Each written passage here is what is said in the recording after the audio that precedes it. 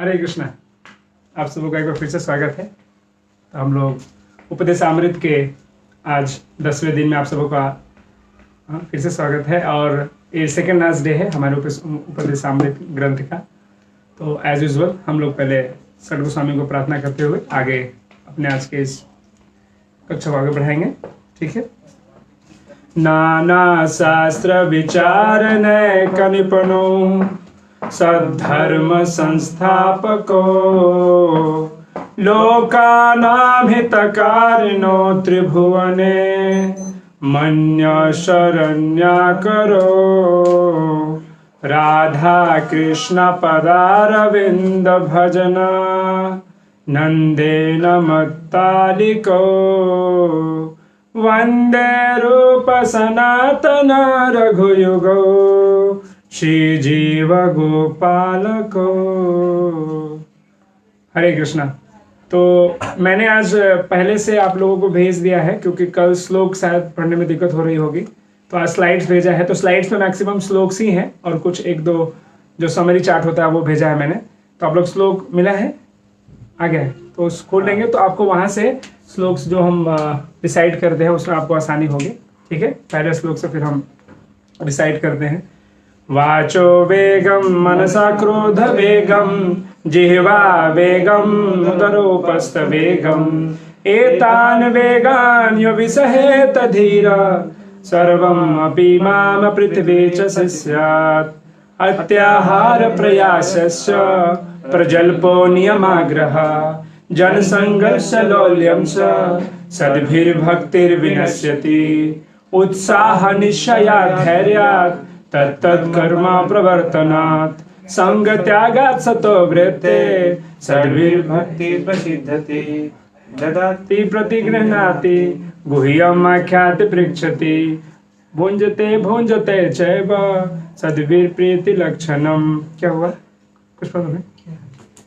Next. कृष्णेति यस्य गिरितं मनसान्द्रियेत दीक्षेति चेत्मनितिभिश्च भजन्ति मेषाम् शुश्रूषया भजन विघ्न मनन्य निंदादि शून्य हितजिप्सति संग लब्धा दिन दृष्टय स्वभाव जनितैव पुचस्य दोषे न पाकि तत्त्वमिह भक्त जनस्य पश्येत् गंगां वशां न खलु बुद्बुद फेन पंके ब्रह्माद्रवत्मपगच्छति निर्धर्मे चात्कृष्ण नाम चरितादिश चिताब्द विद्या पीतोपतस्य रसनस्य न रोचकानु किन्तु आदरात् अनुदिनं खलु जैवज्येष्ठा स्वादिक्रमात् भवति तद्गुदमूलहन्त्री तन्नाम रूपचरितादिशकीर्तनानु स्मृत्यो क्रमेण रसना मनसि नियोज्य तिष्ठन् व्रजेत तदनुरागि जनानुगामी कालं नियत अखिलम् इति उपदेशसारम्। तो हमने कल यहाँ तक किया था, राइट। आज जो नेक्स्ट श्लोक है वो हम करेंगे। ठीक है। इसको थोड़ा रिवाइज भी करेंगे, उसके बाद इस पे जाएंगे। ये श्लोक क्या है इसको रिसाइड कर लेते हैं पहले एक बार। वैकुंठा जनितो वर मधुपुरे तत्रापि रास उत्सवात् वृंदारण्यमुदार पानिरमना तत्रापि गोवर्धना राधा कुंडमिहापि गोकुलपते प्रेमामृत पावना कुर्यात्यस्य विराजतः गिरितटे सेवामविवेकिनका। हरे कृष्ण। तो बहुत सुंदर श्लोक है। तो इस प्रकार से हमने जो पहले क्लास में हम लोग डिस्कस कर रहे थे कैसे सेंस कंट्रोल से हम लोग कहाँ तक पहुँचेंगे, राधा कुंड तक पहुँचेंगे। तो आज राधा कुंड में हम लोग पहुँचने वाले हैं। तो राधा कुंड में पहुँचने से पहले आप सबों का हम लोग थोड़ा सा पहले से लेकर के आते हैं। कम से कम कल के जो सेक्शन था उसको मुख्य पॉइंट जो है उसको हम थोड़ा सा रिवाइज कर लेते हैं। तो आपके कोर्ट में सारे बोल लाने वाले हैं। तो पहले एनओआई जो 8 था कल, राइट 8 था ना। तो 8 में हमने क्या डिस्कस किया कि क्या करना है। एनओआई जो है उसमें क्या करते हैं हम, हमारा क्या होता है, हम वृंदावन में जो है एक किसी के अंदर रह करके निवास करते हैं। हाँ ब्रजवासी का या फिर जो नित्य सिद्ध भक्त रहते हैं उनके संग में रह करके हम वहाँ पर निवास करते हैं। तो उससे निवास करते समय क्या होता है, तो हमने हर एक विशेष जो चार्ट देखा था उसमें हमने देखा था कि स्मरण क्या करना है, हियरिंग करना है। तो स्मरण का जो पार्ट था उसमें क्या क्या देखा हमने कि पहला केस क्या था, पहला चीज क्या देखते उसमें हम श्रवण दशा देखा था हमने, ये बिगनिंग होता है राइट।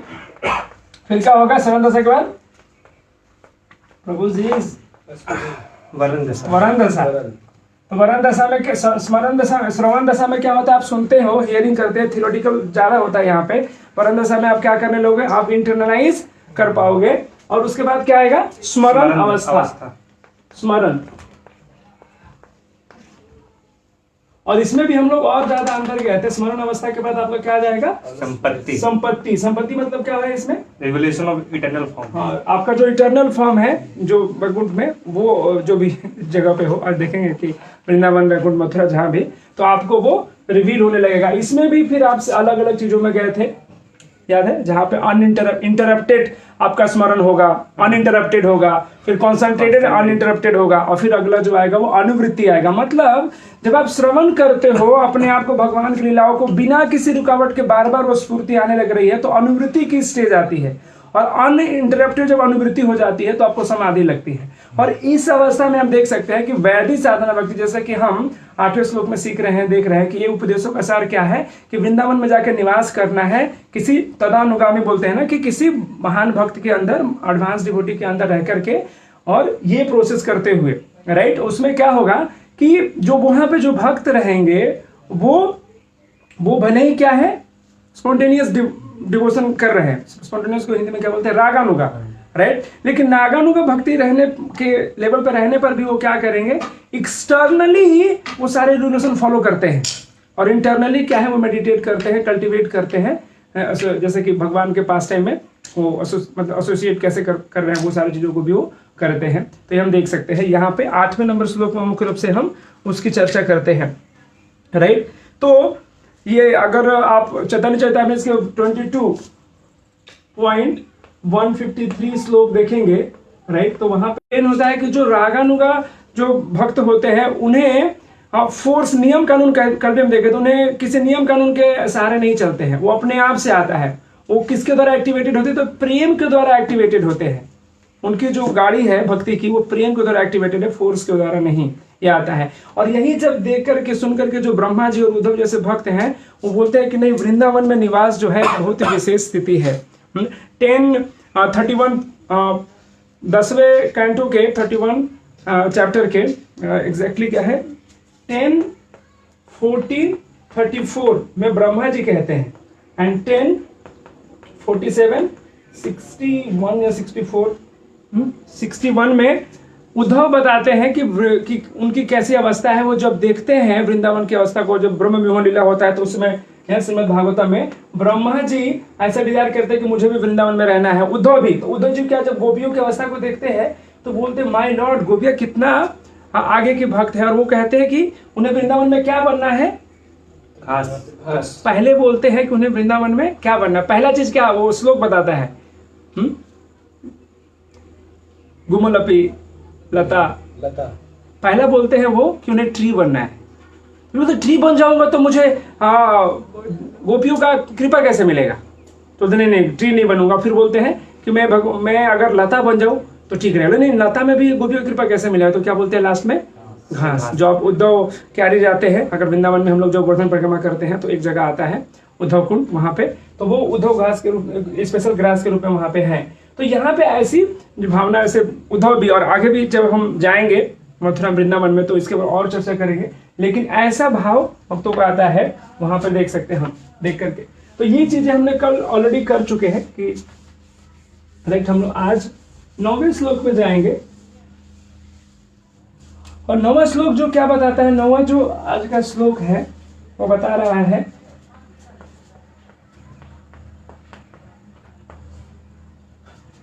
नौवां श्लोक आपको बताएगा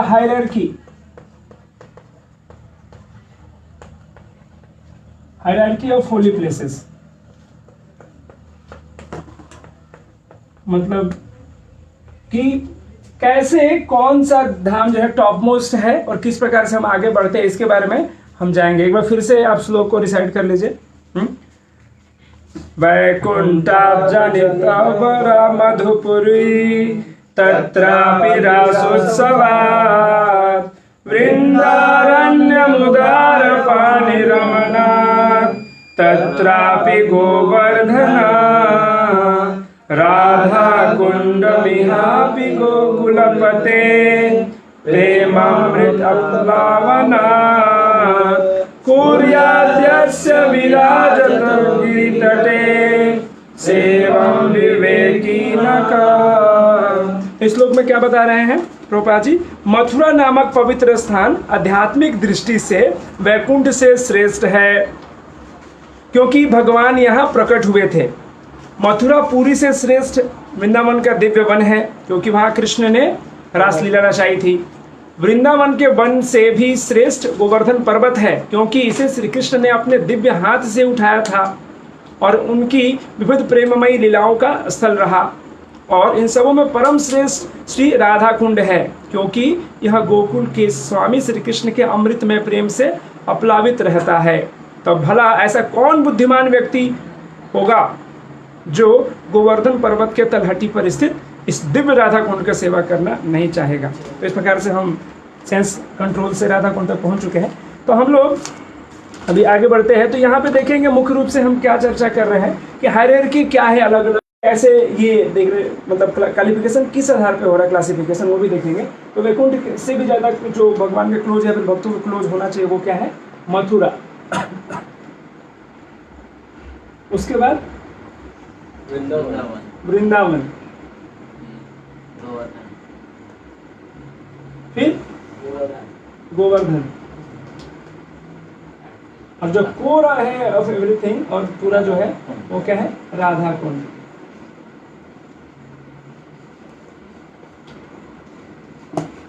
ठीक है। तो ये जो श्लोक का ओवरऑल ट्रांसलेशन है, कौन विवेकी, यहाँ पे कोई सोच सकता है कि विवेकी वर्ड क्यों यूज हुआ है? कोई बताएगा विवेकी वर्ड क्यों यूज किया है?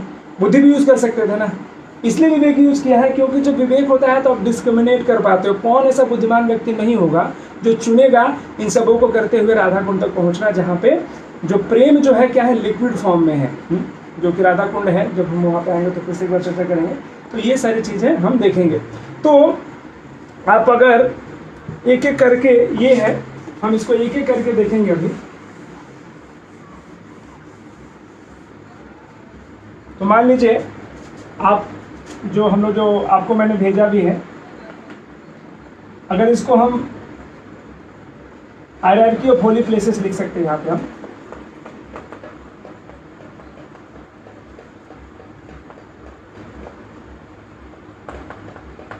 अपने आप स्पीड स्लो लिखने से, राइट। तो यहाँ पे क्या हो जाएगा, हम लोग ये एक एक करके उसमें जाएंगे कि किसमें क्या विशेषता है। तो पहला क्या हम लोग देखने वाले हैं? वैकुंठ। स्पेलिंग ऊपर नीचे हो तो आप लोग देख रहे हैं। देखो, तो वैकुंठा जो है, पहले तो ये समझना है कि वैकुंठा में तीन जो है मुख्य रूप से चीजों की बात हो रही है। उसको तीन विशेषताओं का यहाँ पे बात होगा। पहला क्या है कि जो वैकुंठ क्या है? Divya, spiritual world is transcendental रिलाम। क्या बोलते हैं उसको हिंदी में? क्या लिखा है मैंने? आध्यात्मिक जगत।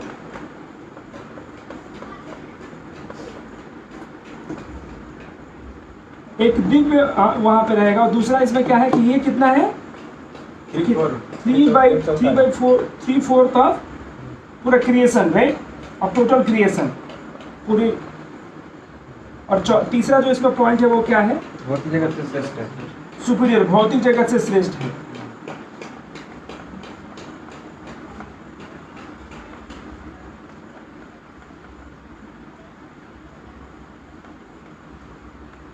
ठीक है, ये तो आपको मिल भी गया है, बाय द वे आप उसको लिख ही चुके होंगे। तो देखिए होता क्या है कि जो कभी कभी एक पहले बेसिक लेवल पे ये डिस्कस कर लीजिए आप कि जो वैकुंठ है ना, कुछ लोग तो इसको मानते ही नहीं है। जो नॉर्मल जो लोग हैं वो कहते हैं कि सच में स्पिरिचुअल वर्ल्ड है क्या? अगर कोई ऐसा बोले तो आप उसे कैसे क्या कह सकते हैं, या फिर उसे आप कम से कम समझने के लिए कैसे समझ सकते हैं? वो इस प्रकार से समझिए कि देखिए ये एक लॉन्गिंग, मतलब हर एक इंसान के अंदर जो है ना एक लॉन्गिंग है, जैसे देखिए, अगर कुछ लोग जो रहते हैं, जो भौतिकवादी लोग रहते हैं, क्या करते हैं, नहीं है आध्यात्मिक जगत, तो बोलते हैं नहीं है, लेकिन वो इनको क्या करते हैं, रियलिटी को डिनाई करके वो क्या खुद से करते हैं, तो कुछ आर्टिफिशियल वे में वो, जैसे हैरी पॉटर मूवी है या डिज्नीलैंड है या फिर वैम्पायर है, तो कुछ इमेजिनेशन के पीछे भागते हैं, गेटिंग द पॉइंट ना। तो वो वहाँ पे कुछ ऐसा इमेजिन करते हैं जहाँ पे उनको इस प्रकार की खुशी मिलेगी जो कि इटर्नल है, उस सेंस में वहाँ पे दिखाने का प्रयास करते हैं, राइट। तो वो फिर भक्त जो है वो देखता है कि वैकुंठा, जहाँ पे कोई कुंठा नहीं है, तो क्यों ना हमें उस सेंस में उसे लिया जाए। इस प्रकार से हम इसे समझ सकते हैं। यहाँ पे 3 पॉइंट है कि यहाँ पे क्या यूनिवर्सल लॉन्गिंग है, आप कोई चाह करके भी है ना इसको मना नहीं कर सकते। कि लोग जो नॉर्मल जो भौतिकवादी व्यक्ति भी है, अगर इसको रिजेक्ट करता है तो उसका लॉन्गिंग रहता है कुछ स्पेशल करने के लिए। क्यों हैरी पॉटर मूवी बनता है तो लोग क्यों उतना जाते हैं उसके पीछे, क्योंकि हैरी पॉटर में दिखाया क्या है, या डिज्नीलैंड में दिखाता क्या है, एक तरह से इमेजिनेशन है, जहाँ पर एक व्यक्ति को लगता है कि हाँ इस अवस्था में है, कुछ स्पेशल मैजिक दिखाते हैं, तो उसके तरह हम आकर्षित होते हैं। तो जो रियल मैजिक है उसे हमें देखकर समझने का प्रयास करना चाहिए, जो अध्यात्म जगत में आपको यहाँ मिलेगा। 3/4 अब टोटल क्रिएशन का है, ये कैसे समझ सकते हैं आप?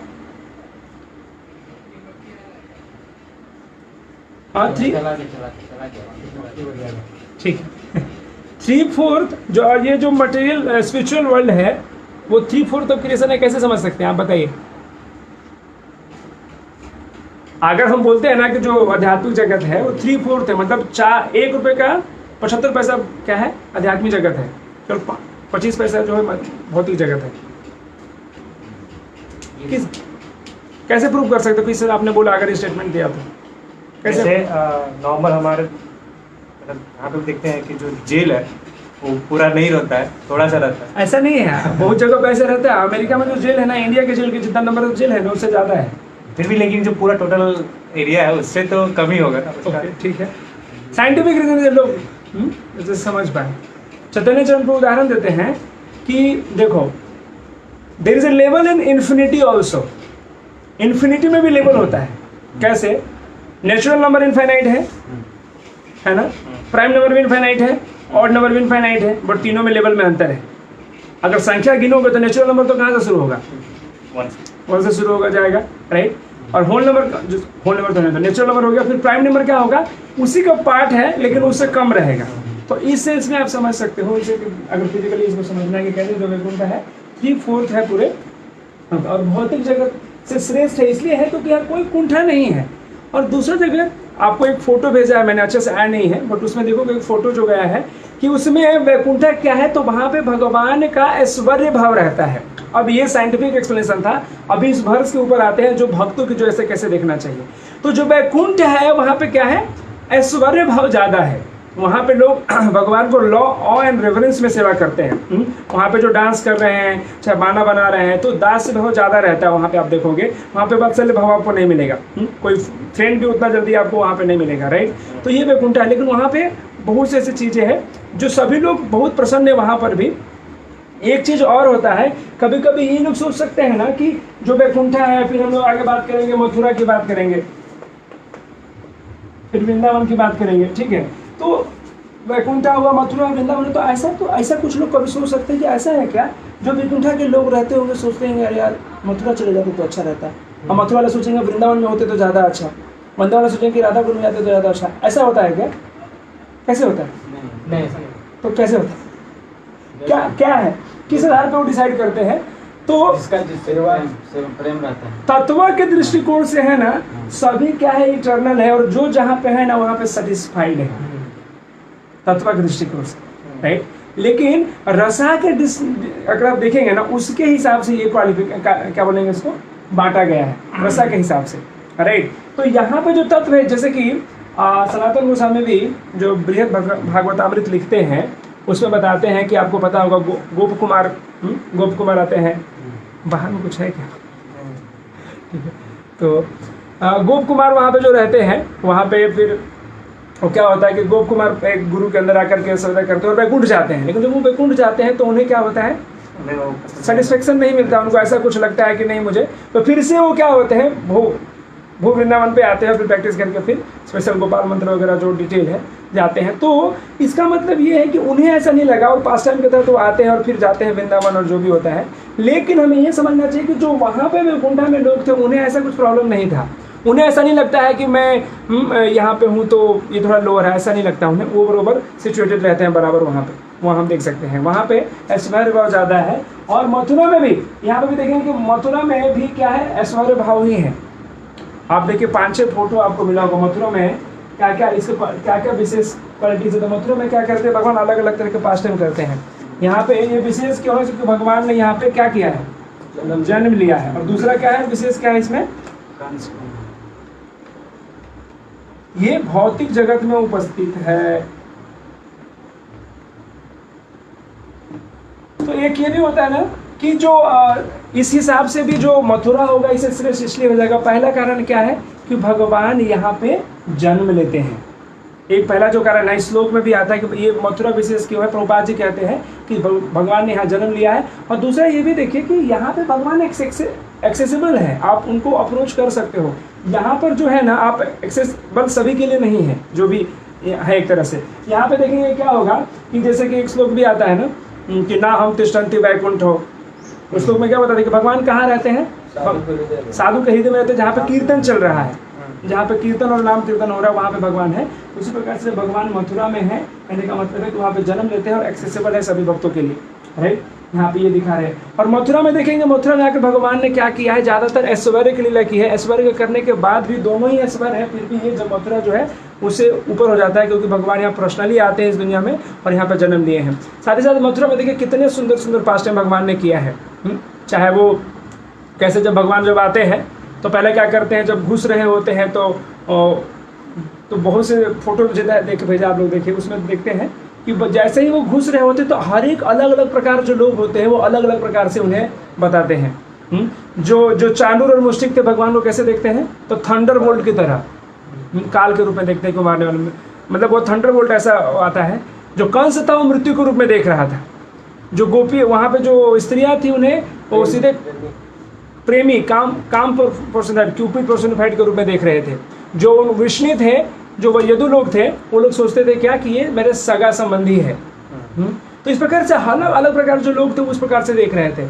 जब भगवान मथुरा में जाते हैं तो मथुरा में बहुत से ऐसे अपने सुप्रीमेसी को दर्शाते हैं, दिखाते हैं एक तरह से। कैसे, जब वो धोबी के पास जाते हैं, आप सबको पास टाइम पता है राइट, धोबी के पास जाते हैं तो वो धोबी क्या करता है, वो कुछ बोलते हैं कि मुझे कोई भी एक अच्छा ड्रेस दे दो करके, तो वो नहीं देते हैं और एक तरह से बहुत ही गलत शब्दों का उपयोग करते हैं। तो भगवान वहाँ पे क्या करते हैं, उसको मार देते हैं गले से, राइट। तो अभी कुछ पिछले जन्म से भी कुछ लोग उसको जोड़ते हैं, लेकिन प्रभुपाद जी से मैंने डायरेक्टली कभी वो कनेक्शन मुझे एग्जैक्टली पढ़ा नहीं है तो इसलिए वो नहीं बताएंगे। तो वहाँ पे ऐसे बहुत से मधुर मधुर पास टाइम होते हैं। कुब्जा को जो वहाँ पे क्या करते हैं, अपने ऐसे करके उठा करके उसे बहुत सुंदर बनाते हैं और उसको जो काम की भावना थी उसे तृप्त करते हैं।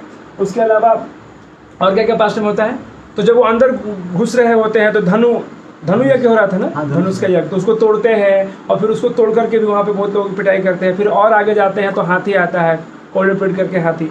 तो ये सारे जो पास टाइम है आपको मथुरा में दिखाते हैं, लेकिन सारे इन पास टाइम से भगवान का सुप्रीमेसी को दिखाया है, यहाँ पे देख सकते हैं, राइट। तो ये सारी चीजें यहाँ मथुरा में होती हैं, ठीक है। अब जो वृंदावन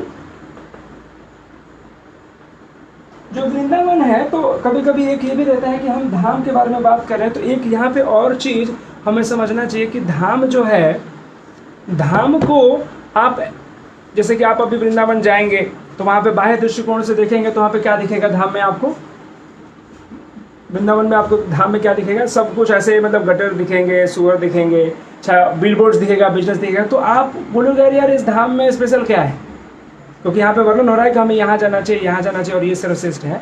तो वहाँ कैसे अलग है, धाम किस आधार पे आप बोल सकते हो कि वो स्पेशल है, कि धाम को कैसे एक्सेस करना है वो हमें पता होना चाहिए। हाँ, पहला चीज ये भी रहता है कि क्या करना है, संग में जाना चाहिए अब जब धाम में जाते हो तो, राइट। तो उस प्रकार से अगर आप धाम में अप्रोच करोगे तो ही, क्योंकि अगर धाम को अप्रोच करने के लिए क्या है ना, एक अधिकार चाहिए होता है। जैसे मान लीजिए कि एक यूनिवर्सल कंप्यूटर को समझ लो कि यूनिवर्सल जो पूरा जो यूनिवर्स है ना, एक मेन फ्रेम है, और कुछ लोगों को उनके अधिकार के अनुसार, योग्यता के अनुसार क्या होता है, कुछ कुछ एक स्पेसिफिक एक्सेस दिया जाता है, राइट। सबको एक जैसा एक्सेस नहीं दिया जाता है। यही वृंदावन था, यही मथुरा रहता है जहाँ पर चैतन्य महाप्रभु जाते हैं तो उनको क्या दिखता है, उनको सारी भगवान की लीलाएं दिखती हैं, जानवा माता जाती हैं उनको भी सब कुछ दिखता है, लेकिन हम जाते हैं तो क्यों नहीं दिखता, क्योंकि हमने अपने आप को प्योरीफाई नहीं किया है। तो इसलिए जो धाम में एक्सेस है हमारे अधिकार के लेवल से होता है, हमारा कितना अधिकार है और उसके आधार पे होगा, राइट। और तो हम how can we see the dham, दिन हम धाम को कैसे देख सकते हैं, तो पहला चीज़ है कि कान के द्वारा पहले आप श्रवण करेंगे। श्रवण करने से क्या होगा कि आपका हृदय जब शुद्ध हो जाएगा, जब सेंसेस जो है जैसे बोलते हैं ना कि फायर में जाने के लिए आपको फायरी बॉडी चाहिए, राइट। तो उसी प्रकार से अगर धाम में आप जा रहे हैं और दिव्य चीज़ों को देखना है तो आपको दिव्य दृष्टि के लिए आपका प्योर होना चाहिए। मॉर्निंग गुरु पूजा में आता है ना, प्रेमा भक्ति जहाँ होते अविद्या विनाश जाते। तो जो अविद्या को जाने के लिए वो प्रेम भक्ति का होना जरूरी है। और ब्रह्म संहिता में आता है कि भगवान को किसने के लिए देख सकते हैं, प्रेमांजन चरितो भक्ति विलोचने संत हृदय विलोकयंती। तो पूरा जो श्लोक आता है वहाँ पर भी इसी चीज़ को बताते हैं कि हमारा हार्ट जो है, आई जो है वो किस ऑइंटमेंट से भरा होना चाहिए, प्रेम से, तभी हम देख सकते हैं। तो पहला चीज़ हमें देखा कैसे हमें एक हियरिंग प्रोसेस से करना चाहिए। दूसरा, हमारे सेंसेस अगर शुद्ध रहेंगे, प्यूरिफाई रहेंगे तो, और तीसरा ये बताते हैं कि अब भगवान को हमें प्रे करना चाहिए स्पिरिचुअल रिविलेशन के लिए। अगर हम प्रे करेंगे भगवान को तो ये हमारे हृदय में धाम जो है अपने आप को प्रकट कर सकता है, ये हम देख सकते हैं। और राइट, तो ये जो हम क्या देख सकते हैं, ये मथुरा चाहे कोई भी धाम में जाते हैं तो होता है। वृंदावन में भगवान ने ये श्रेष्ठ, इससे श्रेष्ठ क्यों हो जाता है, क्योंकि वृंदावन में क्या है, 12 वन है, भगवान ने बहुत से पास टाइम्स वहाँ पे किए हैं, 12 वन है, राइट। और एक और इसका क्या है, रासलीला, भगवान की विशेष रासलीला यहाँ पे करते हैं, राइट। तो आप देखेंगे भगवान की जो मैक्सिमम लीला है, तो यहाँ पे देखेंगे ऐश्वर्य भाव ज्यादा था, लेकिन यहाँ पर क्या है, हर एक रस में भगवान जो क्या करते हैं, लोगों से रेसिप्रोकेट करते हैं। आप वृंदावन में देखेंगे भगवान बात्सल्य रस में भी किसे रेसिप्रोकेट कर रहे हैं, नंद महाराज यशोदा मैया के साथ। दास रस में, मतलब दास रस में तो ज़्यादा नहीं है, बट वहाँ पे देखेंगे दूसरे जो है साख्य रस में उनके गो बालक जो है फ्रेंड है, माधुर्य रस में भी है। तो ये सारी लीलाएं जो है यहाँ पे भगवान करते हैं, ये हम देख सकते हैं, राइट। और इसके साथ ही जैसे देखेंगे कि गोपी जो रहती हैं, तो इस कारण से जो बहुत सारे रसों में, तो पहले हमने देखा कि तत्व के आधार पर सभी श्रेष्ठ है, मतलब बराबर है, लेकिन रस के आधार पर क्या होता है वो क्लासिफाई कर रहे हैं। और हम बताते हैं कि मथुरा वैकुंठा से क्यों श्रेष्ठ माना जाता है और वृंदावन अभी मथुरा से क्यों श्रेष्ठ हो गया है, क्योंकि रसों के मामले में वो आगे हैं। यहाँ पे वृंदावन में भगवान जैसे कि गोपियों के साथ जब अलग अलग प्रकार के नृत्य किए हैं, जैसे रास डांस की ही बात आती है, तो रस डांस देखिए, बाहर की दुनिया में लोग रस डांस को बहुत साधारण समझते हैं, बट प्रभुपाद जी कहते हैं साधारण नहीं था, ये भौतिक दृष्टिकोण से जो देखते हो वैसा वो नहीं था। जो रसा डांस था उसमें उद्धव बोलते हैं कि जो गोपियों का जो इस दुनिया में सबसे बड़ा जो औरतों के लिए विशेष रूप से स्थान होता है, कौन होता है उनका सहायता करने वाला, तो उनका पति होता है, संबंधी पुत्र होता है। लेकिन गोपियाँ क्या करती हैं, उनको छोड़ के चली आती हैं। आप देखेंगे वो उन लोगों को छोड़ करके भगवान के पास चली आती है। तो सर्वधर्मान परित्यज्य जो हम बोलते हैं, तो ये देखिए यहाँ पे इन लोगों ने उसको, उस श्लोक को एक्चुअली एग्जेम्प्लीफाई किया है कि सर्वधर्मान परित्यज्य माम एकम शरणम व्रज। तो भगवान का शरण के लिए सब कुछ को छोड़ देते हैं। और ऐसा नहीं, अगर आप वो रस डांस के बारे में जो लोग सोचते हैं कि क्या है, लेकिन आप देखें कि उस अवस्था में गोपियों की हालत क्या हो रहती है। प्रभुपाद जी कहीं पे मतलब अलग जगह पे एक्सप्लेन करते हैं कि जो गोपियाँ जो जैसे कृष्णा उस दिन बांसुरी बजाना शुरू करते हैं, तो गोपियों की हालत क्या रहती है, जो सर्विंग कर रही थी, तो वो बिल्कुल ही उनका भाव अलग हो जाता है। वो बांसुरी सुन के दाल कहाँ डालना है, रोटी कहाँ डालना है, वो कुछ उनको सुध नहीं रहता है। हाँ, जो गोपियाँ क्या कर रही थी, जो कपड़े पहन रही थी तो ऊपर का नीचे, नीचे का ऊपर पहन लेती है, नाक का कान में, कान का नाक में लगा लेती है। जो कुछ पानी भर रही थी, बच्चे को लेकर गई थी, ऐसा वर्णन आता है, तो बाल्टी को छोड़ देती है, बच्चे के गर्दन में रस्सी डाल करके उनको डाल देती है। तो वो बाह्य चेतना एक्चुअली छोड़ देती है। और सभी लोग क्या कहते हैं, सोचते हैं कि अरे एक बार घर से जाओगे तो वापस नहीं आने को मिलेगा, लेकिन फिर भी सब कुछ को त्याग करके वो जाती है भगवान से मिलने के लिए। वहाँ पे उद्यम भी रहता है। ये नॉर्मल जो लड़के भागते हैं उस तरह का नहीं था। कैसे समझ सकते हो आप, तो कुछ गोपियों को क्या किया, पेरेंट्स ने दरवाजे में बंद कर दिया, रूम से बाहर नहीं जाने दिया। तो वहाँ पे भगवान क्या करते, वहाँ पे गोपियाँ क्या करती हैं, अपना शरीर छोड़ देती हैं। और उस अवस्था में जाकर के उस दिव्य चेतना में उन लोग भगवान से मिलते हैं। तो ये कोई बाह्य दृष्टिकोण से जो नॉर्मल लोग जो समझते हैं, world is a mirror of our own consciousness कहते हैं, जो दुनिया कैसी है हमारी चेतना का ही प्रतिबिंब है, तो उस हिसाब से वैसा देखता है। लेकिन गोपियों का जो प्रेम था वो इस प्रकार से था। और वही जब गोपियाँ जब वहाँ से चली जाती हैं तो बहुत सुंदर सुंदर प्रेयर भी करते हैं, जैसे गोपी गीत में आता है। हाँ, एक दो श्लोक थोड़ा सा गाकर उसका मीनिंग भी हम लोग देखेंगे, क्योंकि वृंदावन में वो जो आप लोग भी वो निकाल सकते हैं, एक दो श्लोक गाएंगे गोपी गीत, तो वहां देखेंगे उनका भाव कैसा था जब भगवान चले जाते हैं। तो जयति तेधिकं जन्मना व्रजा शयत इंदिरा स्वास्त्रहि दयिता दृश्यता दीक्षुतावका स्वयिधिता स्वस्वा त्वां विचिन्वते। तो देखिए इसमें क्या बता रहे हैं कि इस मुख्य रूप से क्या हो रहा है कि जब गोपियाँ कहती है कि भगवान जब आप इस धाम में आए हैं, इस वृंदावन में जो आपने चरण लिया, आपने जो जन्म लिया, तो ये पूरा क्या होगा ऑस्पिशियसनेस से भर गया है आपके जन्म होने से। और आगे फिर बताते हैं कि आपके आने से वृंदावन में पहले से बहुत ज़्यादा ऐश्वर्य है, लेकिन क्योंकि आपके चरण चिन्ह है पढ़ते ही जो क्या है इंदिरा जो लक्ष्मी देवी हैं वो भी धन्य धान से जगह को परिपूर्ण कर दी हैं। और अब अचानक से ये क्या हो रहा है कि आप अचानक से क्यों चले गए, ये ऐसे बोलती हैं। फिर आगे बोलती हैं कि सरदुदासये साधु जातसा सरसी जोदरा श्रीमुषादिशा सुरतनाथते शुल्कदासिका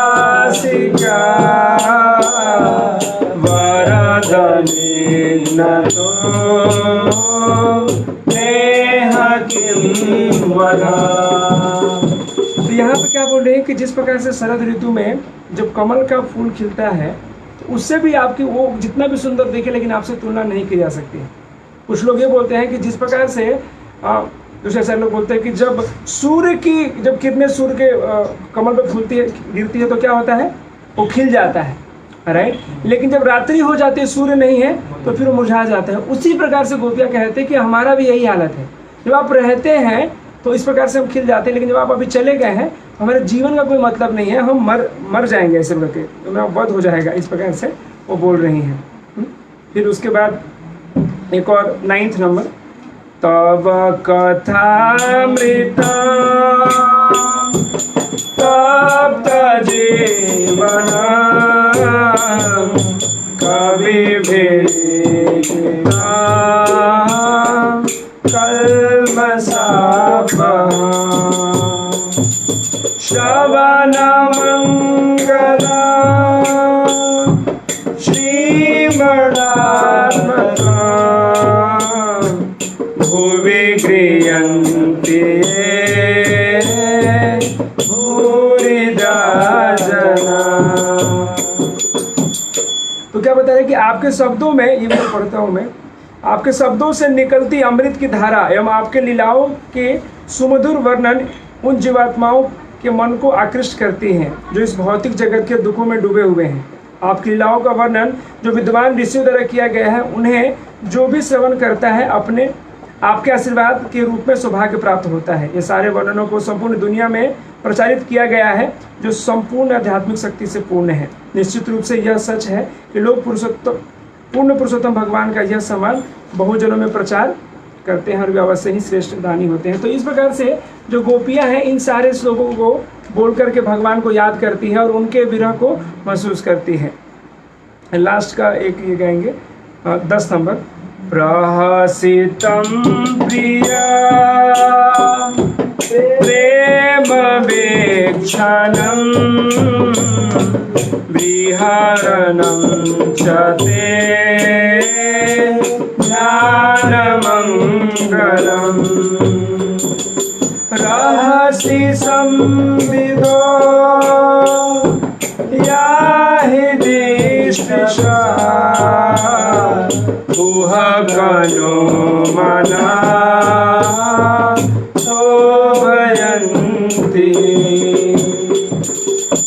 तो यहाँ पे गोपिया कहती है कि आपका मुस्कान और वृंदावन में अलग अलग जो पास टाइम किए हैं किसके किसके साथ, जो गोपियों के साथ पास टाइम किए, जो ग्वाल वालों के साथ जो पास टाइम किए, वो बहुत ही अद्भुत है। लेकिन ये क्या, कितने छलिए हो आप इस प्रकार से क्यों चले जा रहे हो? तो इस प्रकार से जो गोपियों का भाव रहता है भगवान को इस प्रकार से याद करते रहती है। और पूरा जो श्लोक है आप ये देखेंगे, पूरा सेक्शन है, वो गोपियाँ भगवान को याद करते रहती हैं। तो इस प्रकार से हम देखेंगे कि वृंदावन जो है स्पेशल इसलिए हो जाता है क्योंकि भगवान ने बहुत सी स्पेशल लीलाएं वहाँ पे की है, राइट। तो वहाँ पे वात्सल्य रस हो चाहे साख्य रस हो, वहाँ पे जाकर बालों के साथ कैसे खेलते थे एक्सेट्रा। लेकिन यहाँ पे क्या होता है कि सभी को जब गोपियाँ जब कृष्ण चराने के लिए गाय चले जाते हैं तो गोपियाँ यहाँ जो घर पे रहती है वो सोचती रहती है कृष्ण चले गए अब शाम को आएंगे, कृष्ण चले गए शाम को आएंगे। लेकिन जब ये कौन सोचते हैं, गोपियाँ सोचते हैं, दूसरे लोग सोचते हैं जो कि घरों में रहते हैं। और जब शाम को दिन भर क्या रहते हैं, कृष्ण गायों के साथ रहते हैं, अपने मित्रों के साथ रहते हैं। और जब शाम को वो वापस आ जाते हैं तो उनको दोस्तों को अपने घर जाना होता है, गैया अपने गोशाल में रहती है। तो उस समय ये लोग सोच रहे होते हैं कि अभी कृष्णा का मुझे संग नहीं मिल रहा है। तो कहीं ना कहीं उनको ये हार्ट में था कि भगवान मुझे क्या करें, सभी को एक साथ ये सारे रस का आदान प्रदान नहीं हो पा रहा था। तो अब क्या होता है, आप नेक्स्ट में भगवान जो क्या रहते हैं, इसीलिए कहते हैं कि इससे भी श्रेष्ठ कौन आ जाता है, गोवर्धन। क्योंकि भगवान अब गोवर्धन में देखेंगे कि गोवर्धन में मुख्य रूप से फिर ये गोवर्धन के क्या क्या चीजें अगर आप यहाँ पे विशेषताएं है तो क्या यहाँ पे पहला चीज दिख रहा है कि कृष्णा लिफ्टेड इट, भगवान ने गोवर्धन को उठाया। और कृष्णा टेल्स काउ, कृष्ण क्या करते हैं, गायों को चराते हैं यहाँ पे इस गोवर्धन पे। और रिमेम्बर हाँ, तो वहाँ पे जो गुह्य पाशय है वो यहाँ पे होता है, मिलन स्थान है। तो यहाँ पे देखेंगे राधा कुंड, जैसे कि जब भगवान गोवर्धन को उठाते हैं तो अभी हमने डिस्कस किया कि वृंदावन में सारे पास टाइम चल रहे थे, सब कुछ हो रहा था, लेकिन हर एक समय एक दूसरे जो वर्ग के, जो दूसरे रस के जो भक्त थे उन्हें ऐसा लगता था कि ये रह गया, मतलब कृष्ण के साथ कांस्टेंट एसोसिएशन नहीं मिल रहा है। तो उसीलिए भगवान का ये जो क्या होता है कि जो गोवर्धन इसलिए विशेष हो जाता है क्योंकि भगवान जब गोवर्धन उठाते हैं और 7 दिन तक वहाँ जब रहते हैं तो सभी लोगों के साथ वो एक साथ रेसिप्रोकेट कर पाते हैं। हमें देख सकते हैं एक वृंदावन में भी एक लीला में ऐसा होता है जहाँ जब भगवान ब्रह्ममोहन लीला में जहाँ पे भगवान गाय के रूप में भी रहते हैं, ग्वाल बाल के रूप में भी रहते हैं, वो भी है। लेकिन यहाँ पे क्या होता है, 7 दिन तक प्रत्यक्ष रूप से सभी के लिए क्या भगवान अपने आप को अवेलेबल करते हैं। गोपियाँ भी अपना भगवान के साथ जो रस का आदान प्रदान करना चाहते कर रहे थे। जो यशोदा मैया थी वो भी यहाँ पे कृष्ण को देख रही थी, जो मधु मंगल और दूसरे जो मित्र थे वो लोग भी कर रहे थे। तो इसीलिए क्या होता है, गोवर्धन इस वृंदावन की तुलना में विशेष हो जाता है। और साथ ही साथ जब गोवर्धन है, आप पहले से भी जानते रहे हैं कि जब ये भगवान आने की जब चर्चा होती है कि भगवान इस धरती पे आएंगे तो राधा रानी कहती हैं कि हम नहीं जाएंगे। क्यों? क्योंकि जब तक गोवर्धन इस धरती पे नहीं आएगा, राइट। तो फिर अलग से एक पास टाइम क्रिएट होता है, जैसे कि कैसे गोवर्धन इस धरती पे आता है। तो उसी प्रकार से भगवान क्या करते हैं, यहाँ पे जो गोवर्धन है इसलिए भी विशेष होता है कि सारी लीलाओं में भगवान को जो संग देते हैं कौन है, गोवर्धन ही होता है। चाहे गाय को चराने के लिए हो तो कहाँ चलना है, तो गोवर्धन पे चलना है। अगर वहाँ पे कुछ विशेष प्रकार से कुछ चीज़ हो मतलब रेस्ट लेना है तो गोवर्धन के वहाँ पे किसी गुफा में चले जाना है, पानी पीना है तो वहाँ के झरनों से पानी पीना है, स्नान करना है। तो इस प्रकार से जो सारी लीलाएं हैं वहाँ पे आप देखेंगे गोपियों से भी मिलना है तो वो गोवर्धन में कहीं पे किसी वन में जाकर इस प्रकार से मिलते हैं। तो इस प्रकार से भी वो विशेष हो जाता है। और आप मिलन का जो ये जो बात है वो तो है ही कि राधा कृष्ण से और दूसरे गोपियों से भगवान कैसे मिलते हैं। गोवर्धन में क्या करते हैं, भगवान किसी पेड़ के पे वो झूला लगा के झूलते हैं। तो ये सारे जो दिव्य लीलाएं होते हैं वो यहाँ पे ही पॉसिबल हो पाते हैं। इसीलिए हम देख सकते हैं कि वो श्रेष्ठ हो जाता है वहाँ से। एंड लास्ट में जो है क्या है आपका, राधा कुंड। तो इस प्रकार से आगे बढ़ते हुए क्या होता है, गोवर्धन से भी राधा कुंड विशेष इसलिए हो जाता है क्योंकि राधा कुंड को बताते हैं कि क्या है, वो आइज है एक तरह से गोवर्धन का एक तरह से। और वहाँ पे एक बहुत ही विशेष पास टाइम होता है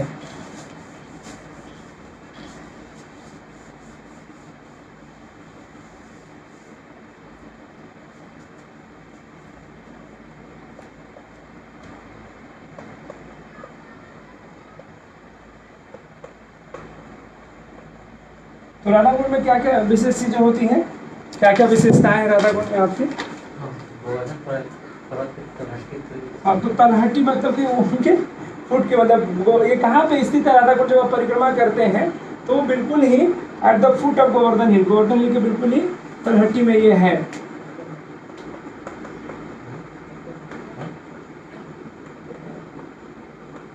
ठीक है, दूसरी विशेषता क्या है? Love of Krishna overflows.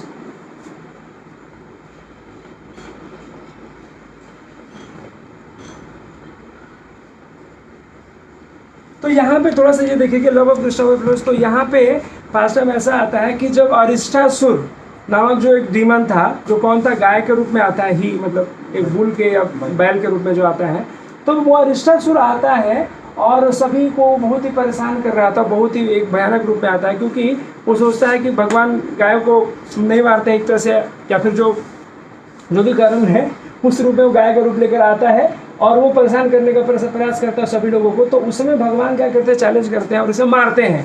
जब भगवान अरिष्टासुर को मार देते हैं तो जो गोपियाँ रहती है, राधा रानी हेडिंग करती है, वो कहती है कि तुमने पाप कर दिया, क्योंकि गाय का मार के तुमने पाप कर दिया, तुमको क्या करना है, जाओ सारे तीर्थों में, सारे तीर्थ नदियों में स्नान करके आओ, ऐसा भगवान को बोलती हैं।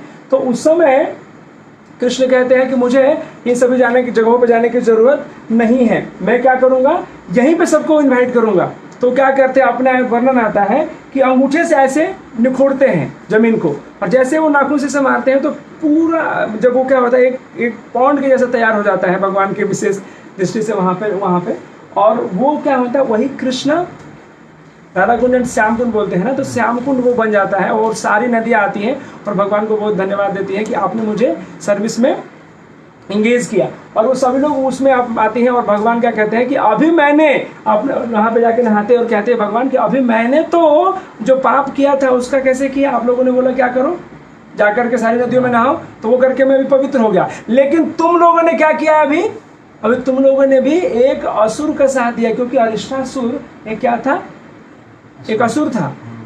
तो वहां पर आपने उनका साथ दिया है, इसलिए आपने भी पाप किया, अभी आप भी करो। तो यहाँ गोपियाँ भी लगता ठीक है हम तो ठीक है, काम करो तुम लोग इसमें नहा लो, ऐसा करके। आप लिटिल कृष्णा में भी इस बार एपिसोड को बहुत अच्छे से दिया, देखा होगा आप लोगों ने। तो उस समय क्या होता है, राधा रानी खुद के वो बैंगल चूड़ी निकाल करके खींचने लगती है, और दूसरे कुछ जो भी रहते हैं, ललिता विशाखा, सब लोग मिलकर करते हैं, लेकिन बहुत ही परेशान हो जाती हैं। तो उस समय भगवान क्या करते हैं, जो सारी वो रहती है, तो बिल्कुल ही जब थोड़ा सा विशेष पास टाइम एक तरह से भगवान वहाँ पे लीला करते हैं, और वहाँ पे क्या होता है कि जो ये नदियाँ रहती हैं वो खुद से कहती है कि हमें भी अपने सेवा का मौका दीजिए, और वो फिर से जो श्याम कुंड का है पानी जो है ओवरफ्लो होता है और राधा कुंड में आ जाता है। हाँ, तो इसीलिए राधा कुंड क्या होता है कि भगवान और राधा, तो ये जो इंसिडेंट होता है ना, तो भगवान कहते हैं कि श्याम कुंड बहुत प्रिय है, लेकिन जब राधा कुंड का निर्माण होता है तो भगवान कहते हैं कि श्याम कुंड से ज़्यादा प्रिय राधा कुंड है। और क्योंकि राधा कुंड जो क्या है, एक लिक्विड जो प्रेम है भगवान का, जो राधा रानी का प्रेम हो लिक्विड फॉर्म में है, ऐसा भी मानते हैं प्रभुपाद जी भी। जब और ऐसा देखते हैं जो सभी लोग मानते हैं इसको कि जो ये जो राधा कुंड है बहुत विशेष है, इसलिए प्रभुपाद जी जब प्रचार करके लाते हैं तो उसमें लोग, उनके भक्त लोग भी जाकर वहाँ पे आचरण करते हैं, स्नान वगैरह भी करते हैं। लेकिन जब राधा कुंड में हम स्नान करते हैं तो ये ध्यान रखना चाहिए हमें कि कुछ भूल यहाँ पे लिखिए, तो वहाँ पे जब राधा कुंड में जब स्नान करते हैं, जब विदेशी भक्त लोग आते हैं तो क्या करते हैं, वो पानी को टॉसिंग एक ऊपर को फेंक रहे थे और सारी चीज़ें कर रहे थे। तो भगवान बोलते हैं कि नहीं, ये बहुत ही सीरियस जगह है, यहाँ पे आपको मजा करने के लिए नहाना इस तरह से नहीं है, आपको उस भाव में रहना है कि राधा रानी लिक्विड फॉर्म में है, अपने प्रेम को अवेलेबल करा रही है हमें, तो उसे एक्सेप्टेंस के फॉर्म में होना चाहिए। आप बिल्कुल ही उस भाव के साथ, वो स्मरण के साथ करना चाहिए, नहीं तो वो भी क्या बाह्य दृष्टिकोण से एक नॉर्मल पानी के समान हो जाएगा और वो आपको बेनिफिट नहीं कर पाएगा। इसलिए प्रभुपाद जी ने क्या किया, पूर्ण रूप से बैन नहीं किया एक तरह से कि आप राधा कुंड में नहीं नहाइए करके, लेकिन वो बोला कि जो भाव है उस प्रकार से होना चाहिए, क्योंकि वो राधा कुंड में आने से आपकी धार्मिक प्रगति होती है और वो सारी चीज़ें भी होती है, लेकिन वो आपकी मन स्थिति कैसी है वो सारी चीज़ों का ध्यान रखना चाहिए। और फिर ऐसे राधा कुंड जगह पे जाकर रहना चाहिए। और हमें पहुँच से कौन रहा है राधा कुंड पे, तो महान जो भक्त और आत्मा भक्त रहते हैं वो लोग वहाँ रहते हैं। हाँ, और एक बार लेकिन कुछ लोग समझ सकते हैं कि क्या सभी संप्रदाय, सभी जगह के लोग राधा कुंड को श्रेष्ठ मानेंगे, तो कोई ज़रूरी नहीं है। ये गौड़ीय वैष्णव में हम लोग ऐसा कहते हैं क्योंकि अगेन हमने पहले भी डिस्कस किया कि ये क्या रस के आधार पे है, और ये कोई बात ही नहीं कोई कर सकता दूसरे संप्रदाय के लोग कि नहीं राधा कुंड ही सबसे सर्वश्रेष्ठ धाम है और वहाँ आपको निवास करना चाहिए।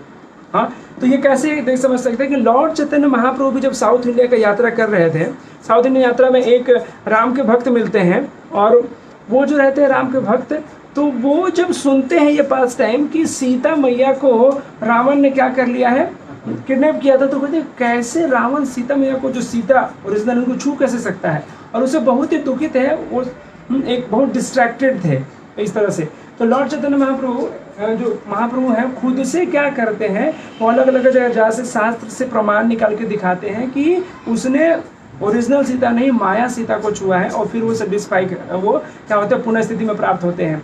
तो महाप्रभु खुद से भी ये स्थापित करते हैं कि कोई ज़रूरी नहीं है कि वो क्या है सबको इसी राधा कुंड को मतलब श्रेष्ठतम उसमें नहीं है, बल्कि वो इस तरह से कहते हैं कि जो भक्त जिस भाव में एक्सपीरियंस कर पा रहा है उसको उधर से ही। ऐसा नहीं कि जिस चैतन्य महाप्रभु जाते हैं जो बिल्कुल ही फिक्स थे किसी एक भाव में, चाहे वैकुंठ भाव में चाहे मथुरा के भाव में, तो वहाँ से वो हिलाते नहीं हैं, बल्कि उनको उसी अवस्था में भक्ति करने देते हैं। इस जैसे पास्टा में होता है।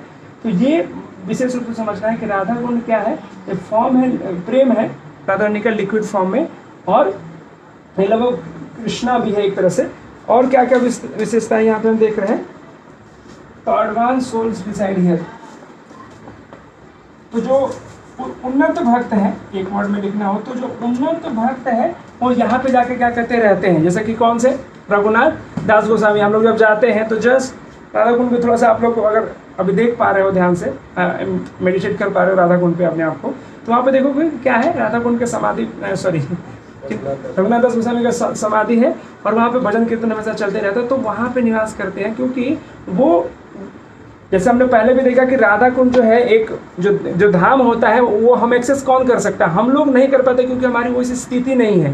लेकिन जिस प्रकार से अगर हम वृंदावन में अगर सारे नियमों को पालन करते हुए अपने आप को लेवल को उठा पाते हैं, तो अगर हमारा हृदय शुद्ध हो जाता है तो उस अवस्था में हम भगवान को वहाँ देख पाएंगे। तो उन्नत भक्त जो रहते हैं वहाँ पे रहते हैं। नहीं तो कुछ लोग अगर इमिटेशन करके वहाँ जाएंगे और रहने का प्रयास करेंगे वहाँ पे, तो फिर क्या होता है उनका गलत कार्य भी करते हैं, ऐसा भी होता है। तो वो चीज़ों को ध्यान में रख करके हम ये कार्य करते हैं, वहाँ पर रहने का जो चाहिए, तो वो उन्नत भक्त ही रह सकते हैं।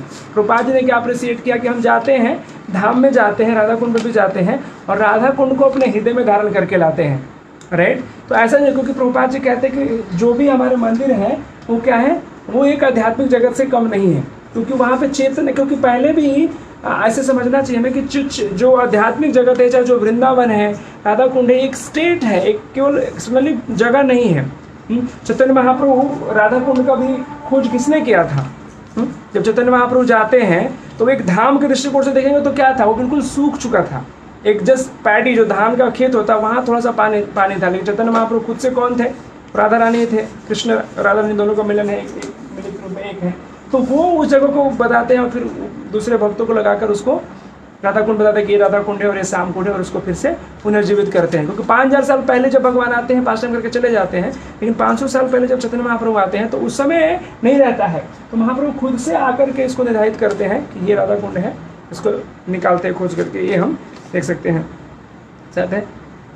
और साथ ही साथ ये राधा कुंड क्या है, तो बहुत से सुंदर सुंदर पास टाइम्स हुए हैं जहाँ पे भगवान खुद से गौर वालों के साथ, मुख्य रूप से राधा रानी के साथ जो हुए हैं पास टाइम है वहाँ पे हुए हैं। और ये क्या है, रीडिस्कवर्ड बाय लॉर्ड चैतन्य, और इसको 6 गोस्वामी ने उसको एग्जिबिट किया है, मोस्ट डियर टू गौड़ीय वैष्णव। तो हमने ये ऑलरेडी डिस्कस किया कि कैसे जो क्या है बहुत ही प्रिय है, किनको बहुत प्रिय है, तो गौड़ीय वैष्णव को। लेकिन दूसरे लोगों से हमें इसे कंपेयर नहीं करना चाहिए कि दूसरे संप्रदाय के जो लोग हैं वो भी इसे क्या समझे कि उतना महान समझे। नॉट अदर वैष्णव संप्रदाय और those not engaged in devotional service, जो भक्ति में नहीं लगे हुए हैं उनको हमें अन्यथा इसे सत्यापित करने का प्रयास नहीं करना चाहिए। यहाँ पर ये हम देख सकते हैं। तो मुख्य रूप से आप देखेंगे इस वर्ष में क्या चर्चा हो रहा है, तो आप लोगों के पास वो है केवल पेज है ना,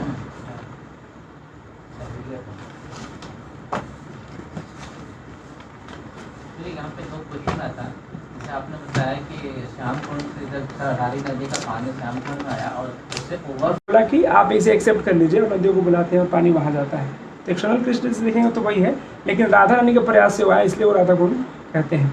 कृष्ण को बहुत प्रिय इसलिए हम, हाँ, क्योंकि वो राधा रानी ने किया है तो इसलिए उनको वो प्रिय है। इस प्रकार से अगर हम कृष्ण की कृपा प्राप्त करना चाहते हैं तो राधा कुंड और ऐसी जगह पे हमें स्नान लेना चाहिए। और एक प्रश्न आया है कमेंट में, क्या ये अभी भी जैसे वो गौ हत्या का जो है वहाँ पे नहाने से गौ हत्या का जो पाप है वो धुल जाता है, ऐसा कोई? हाँ, तो एक प्रश्न है कि क्या गौ हत्या जो लोग करते हैं उनको वहाँ पे जाकर नहाएंगे तो वो पाप धुल जाएगा? तो हाँ, एक दृष्टिकोण से देखिए अभी क्या होता है, पूरी चेतना का जो भक्ति है उसमें मुख्य क्या इंपॉर्टेंट आपका भाव और चेतना होता है कि किस चेतना से आप करते हैं। जैसे कि हम लोगों ने पहले में ही आता है ना कि ऑटोनमेंट जो करते हैं, जो आप पश्चाताप कर रहे हैं, उसका भाव क्या है? वो इसलिए कर रहे हैं कि वो पाप से धुल गए और नया पाप करेंगे, तो फिर वो नहीं, वो चीटिंग हो गया। तो वहाँ पे 3 एनालॉजी दिया गया है ना, किसका दिया गया है? एलिफेंट का, या फिर चोर का, और एक क्रिश्चियन जो लोग रहते हैं वो पादरी का जो लोग करते हैं कि पाप करके मंत्री आके कुछ डोनेशन दे देते हैं। तो अटोनमेंट का आपका भाव क्या है, पश्चाताप का आपका भाव क्या है, उस पर डिपेंड करेगा कि आप अगर शुद्ध भाव में जाकर के वो रिपेंटेंस के भाव से आप करते हो तो जरूर आप लाभान्वित होंगे। और बहुत से डिवोटी सोचते हैं कि राधा कुंड में हमें जाकर के ये करना चाहिए नहीं करना चाहिए, तो बहुत से लोगों का अलग अलग मत है इसमें कि नहाना चाहिए कि नहीं नहाना चाहिए, राइट। लेकिन ऐसा बताते हैं कि नहीं, अगर आपका भाव सही है और आप प्रेम प्राप्ति के लिए और गुरु आचार्य मतलब ध्यान करके उस भाव से जा रहे हो तो आप उसमें नहाने से कुछ वो नहीं है।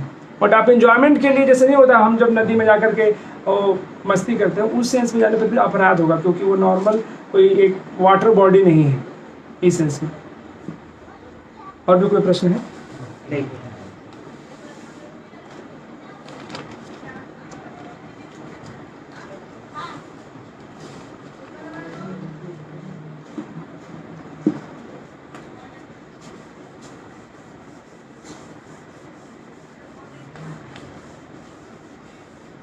तो जिस प्रकार से हमने 8वें श्लोक में क्या देखा था, 8वें श्लोक हमें क्या बताते हैं कैसा वृंदावन में रहना चाहिए और कैसे रहना चाहिए वृंदावन में।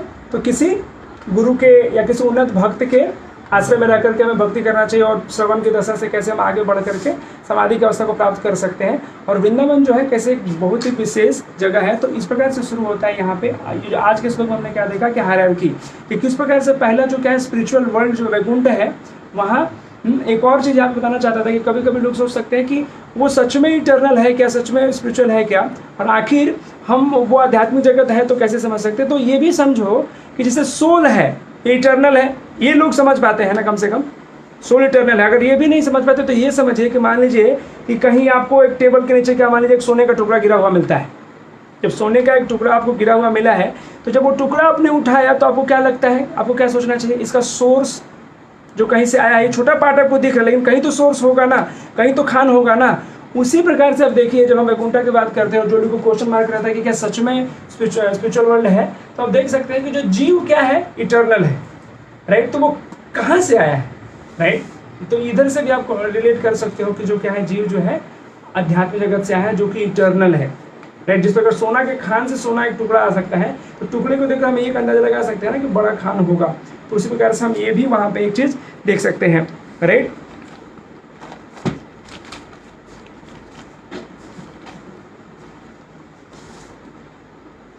फोर्थ वाला जो आपने बताया तो मुझे समझ में नहीं आया। कौन सा?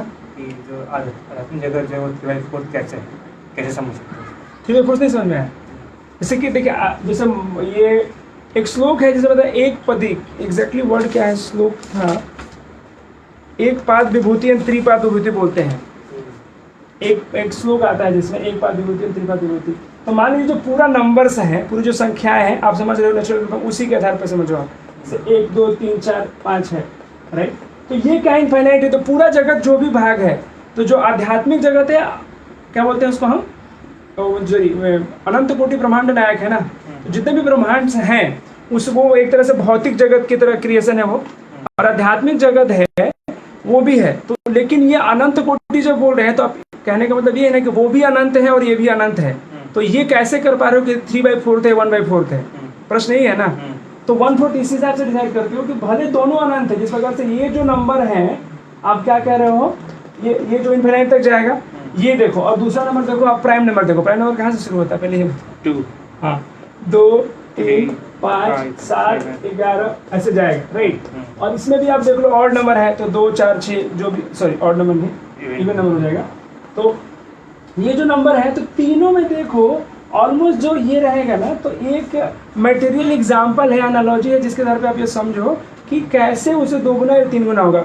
ये भी अनंत है ना, ये भी अनंत है, लेकिन इसके अपेक्षा में ये ज़्यादा है ना, तो उसी प्रकार से उस सेंस में आप समझ सकते हैं कि तो आपका एग्जैक्टली 3/4 कैसे है। ये हाँ तो ये जो चीज़ है, ये तो आचार्यों ने ऐसे लिखा है, मैंने जैसे कैलकुलेशन करके एग्जैक्ट कैलकुलेशन से हम नहीं बता सकते कैसे 3/4 है, बट हाँ उससे ज़्यादा है, ये समझने का प्रयास है। शास्त्र में कहीं हाँ है, दिया ये श्लोक कि- है, एक पाद विभूति एंड त्रिपाद विभूति करके एक श्लोक है, जहाँ पे मैं एग्जैक्ट श्लोक नंबर अभी यहाँ पे नहीं कर पाया, बट वहाँ पे है। ठीक। तो हम तो इस प्रकार से हम देख सकते हैं कैसे वैकुंठ से श्रेष्ठ क्यों, वैकुंठ से श्रेष्ठ आप ही बताइए, वैकुंठ से श्रेष्ठ कौन है? मथुरा। क्यों? भगवान वहाँ जन्म लिया, और दोनों तो अभी कोई पूछे कि ऐश्वर्य भाव देखोगे तो वैकुंठ में भी ऐश्वर्य भाव है और मथुरा में भी ऐश्वर्य भाव है। रसों का ज्यादा आदान प्रदान हो रहा है। हाँ, क्योंकि वहाँ पे, और ये भी बताते हैं भगवान की जो वैकुंठ है क्या है, एक पार्लियामेंट, जैसे मान लीजिए कि प्रधानमंत्री है, तो वैकुंठ क्या है, वो ऑफिस है, पार्लियामेंट है। और जो वृंदावन जो होता है वहाँ पे क्या है, होम है। या भगवान कैसे होम में अपने माता पिता भाई बहन वो झगड़े भी करते हैं, प्रधानमंत्री तो क्या हुआ, फिर भी उसके जो भाई रहेंगे माता पिता रहेंगे उससे झगड़ा कर सकते हैं, राइट। तो वो मतलब झगड़ा नहीं, नेगेटिव सेंस में प्रेमों का आदान प्रदान वहाँ पे ज़्यादा होता है।